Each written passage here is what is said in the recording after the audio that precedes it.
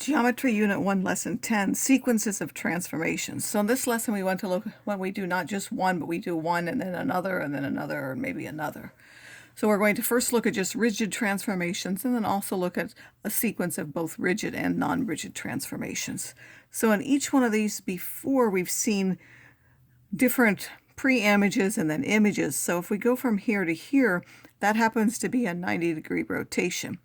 If we then rotate another 90 degrees, what will happen? So we're going 90 degrees counterclockwise around the origin, and then we do, around this point. It's not around the origin. And then we do another 90 degrees around that point. That would be 180 degrees counterclockwise rotation around. I'm just going to use CCW for counterclockwise rotation around that point. It should really say that. And then if I did another 90 degrees, that would be 270 degrees counterclockwise rotation around that point. Of course, we would have to specify that point as well. In fact, anytime we do a series of rotations, it's going to be another rotation about that same point, and you would simply add those angles together. Now, if those were all in the same direction, those would really be added together. For example, counterclockwise is considered positive and clockwise is considered negative. So if you went backwards in some direction, then it would subtract from that number instead. What if we do one translation followed by another translation? So here we've shifted this down this way by 8.5 minus 10, and then we shifted it up 4.5 to 9. What would this be? Well, we see that the orientation is the same, so that's another translation. We can tell that. We now need to figure out what's the vector for that. So if we count, we're going down 1 and across, that's 6, and then that's 7, so that's 13. So we're going right 13 and then down 1. And if you notice, 8.5 and 4.5 added together give you that 13, and minus 10 and 9 give you that minus 1. So that's true in general. If we do one translation by the vector AB or along the vector AB and then another one along CD, then it will simply be a translation of the X components added together and then the Y components added together. In fact, any translation or rotation can also be expressed as a sequence of two reflections. So if the two reflections happen to be perpendicular to each other, such as over the X and Y axes, then this is going to be equivalent to a rotation around the point of reflection or the point of intersection. And if we have a sequence of two reflections that are parallel to each other, then this will actually end up being a translation. So if we're reflecting across two parallel lines, first we would reflect and it would change the orientation, and then when we reflected back, it would be having the same orientation as the real figure, and we could actually describe that as a translation. As an example of this up here, first we're reflecting across the y-axis to get here, and then we're reflecting across the x-axis there, and if you look, that happens to be a rotation of 180 degrees around the origin. Because the origin is the point of intersection of the y and x axes, so that would be our point of rotation or the center of rotation for the rotation. A glide reflection is when we do a reflection in a translation in which the line of reflection is parallel to the translation vector, so that's just a particular kind. We really won't talk about that too much. In fact, the main result of all of this is that if we do a rotation and then another rotation, it's going to be a rotation, a translation, and then another translation will just be a translation. And here we did two reflections, and that actually turned out to be a rotation. It could also end up to be a translation. The main thing is that we wouldn't really have to talk about each one of those individual ones if we're doing the same kind, because we could describe it by a single rigid transformation, and so therefore we would use the simple one. We wouldn't use all the in-between steps. But if we use different kinds, then you can't describe it by a single one, and therefore those individual ones are important. And that's what we're really going to spend most of our time looking at then, is instead of talking about ones which can be described as something simpler, we're simply going to go to those that cannot. So now here we have examples of combinations. And we're going to do the same thing. We're starting with the same figure here, but here we're going to do the reflection and then the translation, and then we're going to do the translation and the reflection to see whether we get the same thing or not. So when we do the reflection, of course, this has to be across the perpendicular. So let me use my... We know that this would have to be perpendicular to this, so I have to go across this line, and then it has to be the same length. So if I look at this and measure it, here, let me do it in centimeters, which is, if I can pick that up. I do that in centimeters. That is about somewhere between the 1 and the 2. Again, it's not going to be completely accurate here. So that would end up being here. That would be H prime. Again, mine aren't there exactly. I'm not able to line it up exactly. I want to go perpendicular there. Oh, I should use this. This is easier. It has to be somewhere, again, on this line. Actually, this is on the line of rotation, so that would be, or the line of reflection, so that has to be there. There is no real perpendicular line there. And this one would have to be on this line, and then the same distance away. And this is approximately the 6, and that would take us until there.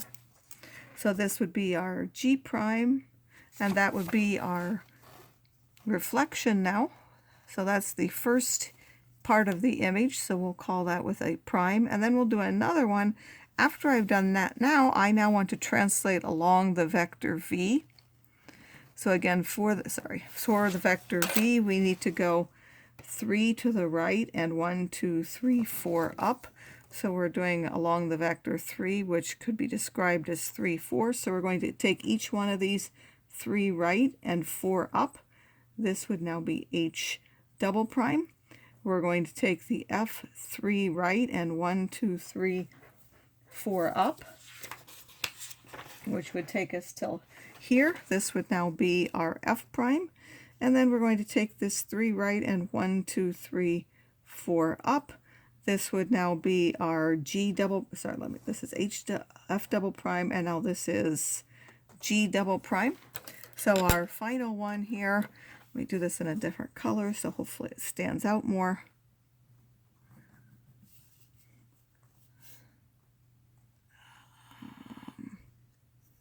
Wait, that was H. I think I forgot to move F. Sorry, I didn't move F. So this is 3 to the right and 1, 2, 3, 4 up. This would be F double prime. I don't know what I was doing there. And here, wait, 3 right and 4 up. That was F double prime. Also, that was G. This is G double prime. Sorry, I moved the wrong one. So that particular one was right. This was F double prime. This is G double prime. That will go here, and this will be my final image there, the one in green. Sorry about that. That was F going 3 to the right and 4 up, and then this G was supposed to be G prime. This was G prime. It was also F prime, so that G prime was also supposed to go 3 right and 4 up. I forgot that this was G prime also became my new F double prime. So this would be my final one, is up there.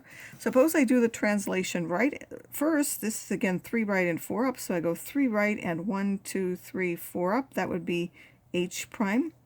3 right and 1, 2, 3, 4 up. That would be F prime. And then for G, 1, 2, 3 right and 1, 2, 3, 4 up would be there. That would be my G prime. So my first part of the image would be this particular one. It would be my first sort of sub-image for that. And then the final one I now need to reflect across that particular line. This one's on the line, so G double prime would be in the same place. This one would have to be on the perpendicular for this. So if I go along this perpendicular here, and that happens to be 2 and 1 to get there, 1 and 2. So this will now be F double prime. And then finally this one, which is down right here. This is my H prime. This would be along here. So this one goes 1 and 2. This would be 1 and 2. So this would now be my H double prime along there. You could check and make sure that those were the same length by a different way. And now this would be my final image.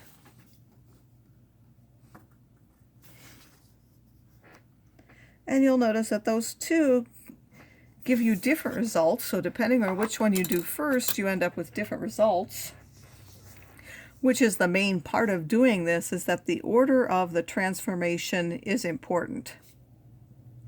We have to do them in a particular order or we end up with different results. So make sure that when you're doing them, you pay attention to the order that's specified when you do them yourself. We could, of course, reverse these if we wanted to. This one we would have to translate first and then reflect. We would have to translate in the vector in the opposite direction, though. And this one we would have to reflect first and then translate again in the opposite direction. Now when we combine rigid transformations, whether they're translations, reflections, or rotations, the size and shape will be the same as here. These were all rigid, so the size and shape was the same, only the orientation was different. If we include non-rigid, then the original size and shape will not be preserved. So we're going to do a sequence here, and we've shown it in coordinate notation, so we're going to go from one to the other. We could have written each one separately like this, or you can write them as a sequence like this. So the very first one, we're going to take that first point to this. This is a horizontal shrink of factor 2/3 and a vertical shrink of factor 2/3. Since the 2/3 is the same, we can also call that a dilation. So that's a dilation of factor 2/3.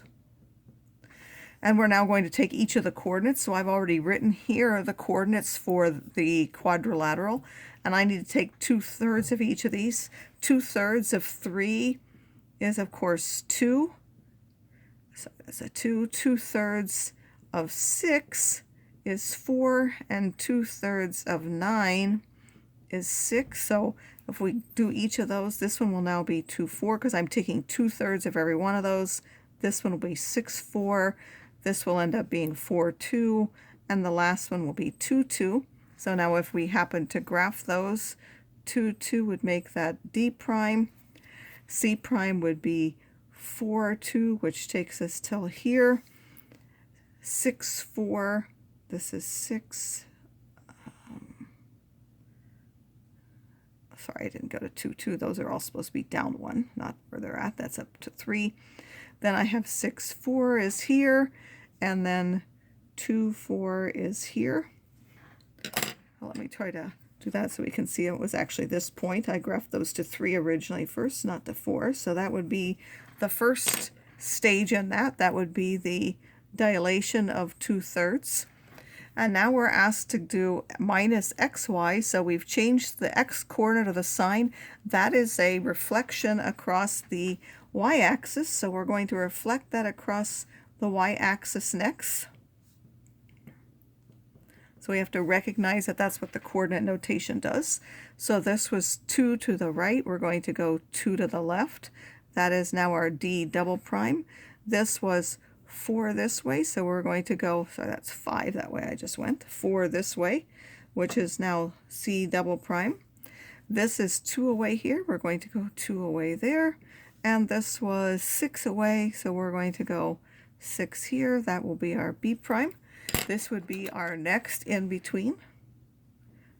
I'll do that in green. That is the result of the reflection of that. And now we're going to do this. We know that when we add, that's a translation. So this is a translation. We're subtracting 3. So that's a translation of 3 left. And then we're adding 5 to the y, so that's 5 up. So now we need to move each one of these points 3 to the left and 5 up, which would take me till there. That's the final transformation with a B double prime. And then this is 3 to the left and 5 up. 3 to the left and 1, 2, 3, 4, 5 up. And 3 to the left and 5 up will take me till there. So my final image, and I'll just do that here now without a ruler, would be up there. So you see that it does make sure that you're doing them in the order. You could not switch them, or you might not get the right translation or the transformation.